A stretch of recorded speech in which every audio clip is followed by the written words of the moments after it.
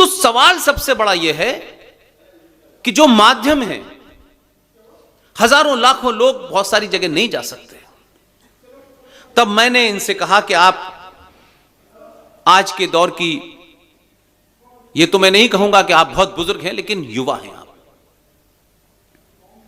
आज आपको साइंटिफिक तरीके से चीजों को रखिए ताकि आपकी बेटियां भावुकता में,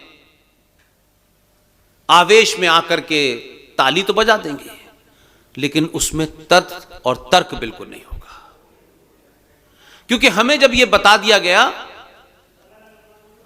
कि धर्म और अध्यात्म,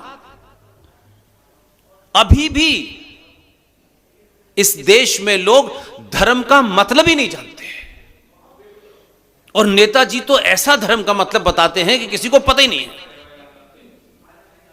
व्हाट इज धर्म? धर्म का पूजा पाठ से कोई संबंध नहीं है, कहीं नहीं है संबंध। हमारे बहुत सारे बुजुर्ग लोग, बहुत सारे हमारे आध्यात्मिक गुरु, वो भी बताते हैं आपको, लेकिन शायद आपके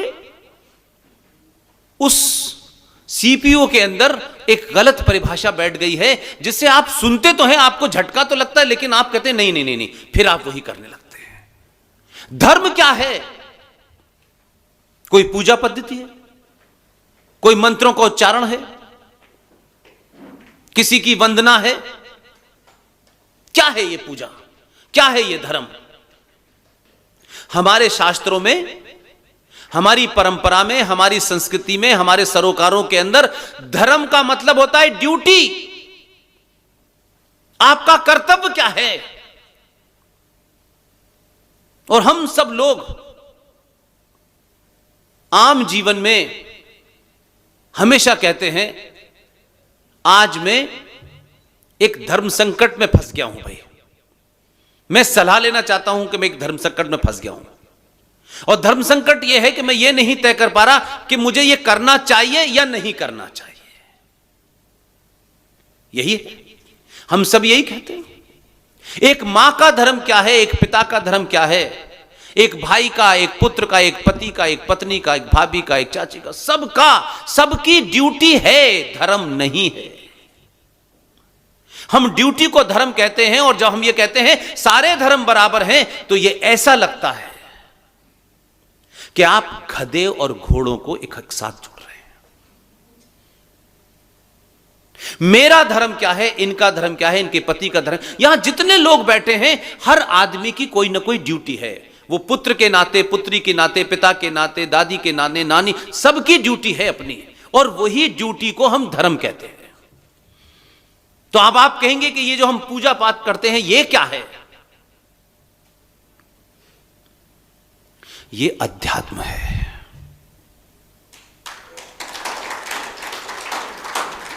और धर्म, एक जज का धर्म क्या है कि वो किसी मामले का फैसला तथ्यों पे करे, जो किताब में लिखा है वो करे, जो संविधान में लिखा है वो करे, जो आईपीसी में लिखा है वो करे। लेकिन हम ये कहते हैं सारे मजहब बराबर हैं। मजहब अंग्रेजी का शब्द रिलीजन, उसका उर्दू में ट्रांसलेशन मजहब है। अब आप कह सकते हैं कि रिलीजन शब्द को हिंदी में कहना हो तो क्या कहेंगे? आप सब कहेंगे धर्म कहेंगे। नहीं, अंग्रेजी के शब्द रिलीजन का हिंदी में ट्रांसलेशन होता है पंथ, धर्म नहीं होता। इतिहास में कोई एक झूठ नहीं बोला गया है। इसलिए मैंने कहा कि राजनीतिक लोगों के स्वार्थ और मजबूरियां होती हैं, उन्हें आपको वो एक थोड़ा सा स्पेस देनी पड़ेगी, क्योंकि उनकी मजबूरी है। लेकिन जिन लोगों का सत्ता से, व्यवस्था से कोई लेना देना नहीं है, जिनकी मजबूरी नहीं है, जिनको वोट नहीं लेने, जिनको किसी का मत नहीं लेना, उसे क्यों झूठ बोलना पड़ रहा है? वो क्यों झूठ बोल रहा है? एक प्रोफेसर क्यों झूठ बोल रहा है? एक एमएलए एमपी झूठ बोल सकता है? है, समझ में आता है, क्योंकि उसको महान बहुत सारे लोग, जिसमें महामूर्ख भी हैं, जिसमें पढ़े लिखे भी हैं, जिसमें ऐसे भी लोग हैं जो ये कहेंगे कि हमें तो 5 किलो चावल दे दो, हम वोट दे देंगे। उसको भी साधना है, उसको भी साधना है, तो वो कलेक्टिवली झूठ बोल सकता है। लेकिन मुझे न आपका वोट चाहिए, न मुझे कुर्सी चाहिए, तो मैं फिर झूठ क्यों बोल रहा हूं? इसलिए मजहब, हर मजहब जो दुनिया में है, हर मजहब की किताब है। इस्लाम की किताब है, क्रिश्चियनिटी की किताब है, सिख की, हर एक की किताब है कि नहीं है? आप बताइए कि सनातन हिंदू की किताब कौन सी है जिससे देश चलता है, जिसमें लिखा है ये करना, ये नहीं करना, ये करना, ये नहीं करना? बताइए कौन सी किताब है? नहीं है। अब कुछ लोग बिना जाने पब्लिकली बोले, साहब हमारी किताब तो गीता है। गीता धार्मिक ग्रंथ नहीं है। गीता राज चलाने वालों के लिए है। जो राज चलाएंगे वो गीता पढ़ेंगे, और जिन्हें घर चलाना है वो रामायण पढ़ेंगे।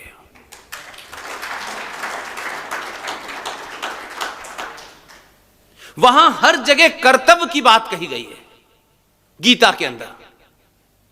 लेकिन हमारे पुरखों ने किसी लालसा, किसी लालच के चलते,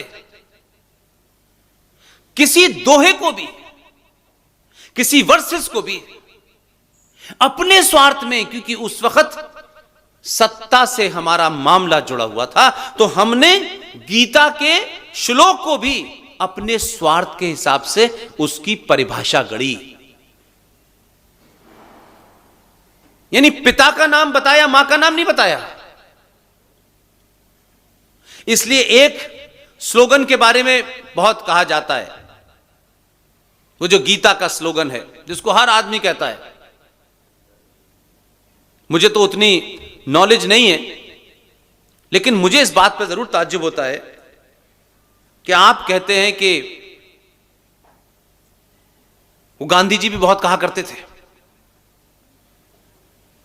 और राजनीति में वो लगातार चलता रहा, लेकिन कोई ये नहीं बता पा रहा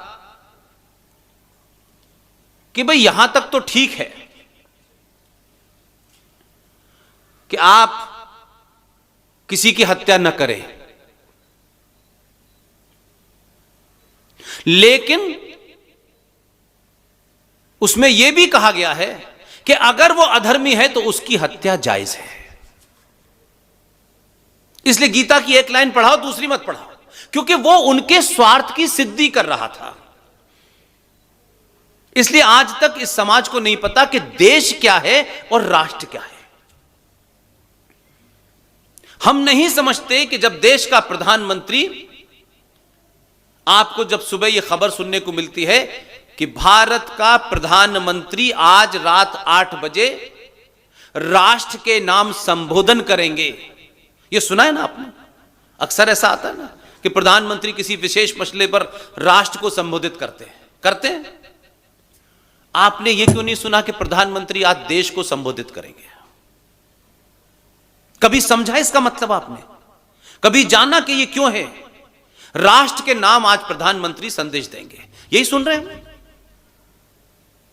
इसलिए कि आपको देश और राष्ट्र के बारे में नहीं बताया। मैं चाहता हूं मातृभूमि सेवा संघ ट्रस्ट की संस्थापक अध्यक्ष विदुषी बेला पारिख जी इन मुद्दों पर इसी अंदाज में बात करेंगी, तो सेंट स्टीफन का बच्चा भी इनकी बात सुनने सबसे आगे बैठेगा। फिर कथा सुनने वो लोग नहीं जाएंगे जो हरे राम हरे कृष्ण नहीं कर रहे हैं, बस इसके अलावा कुछ नहीं कर रहे हैं। इसलिए सनातन शब्द का अर्थ समझिए क्या है। सनातन का मतलब है शुद्ध साइंस, क्योंकि जब सनातन था तब साइंस नाम का वर्ड नहीं था। जैसे आप लोगों को लगता है कि टाई लगाने वाला आदमी, कोट पहनने वाला आदमी अंग्रेजी बोलने वाला आदमी सबसे ज्यादा पढ़ा लिखा है। इस बीमारी ने भारत की 600-700 साल की गुलामी के कारण आपके अंदर इतनी हीन भावना, एहसास कमतरी, इंफीरियरिटी कॉम्प्लेक्स आपके अंदर बिठा दिया है कि आपको अपने होने पे, अपनी पहचान पे, अपने चलने पे, बैठने पे, उठने पे आपको गर्व नहीं होता। यह हमारा संकट है। इसलिए जो भी किसी ने रेडीमेड आपको दे दिया है, आप उसको यह सोच के कि ओहो हो, इसकी पैकिंग कितनी बढ़िया है, इस पे यूएसए लिखा हुआ है, पता है तुम्हें? और आप इतने अंदर तक कायर हो गए, उस हीन भावना ने आपको कायर बना दिया है। इस कारण आप तुलना भी ठीक से नहीं करते।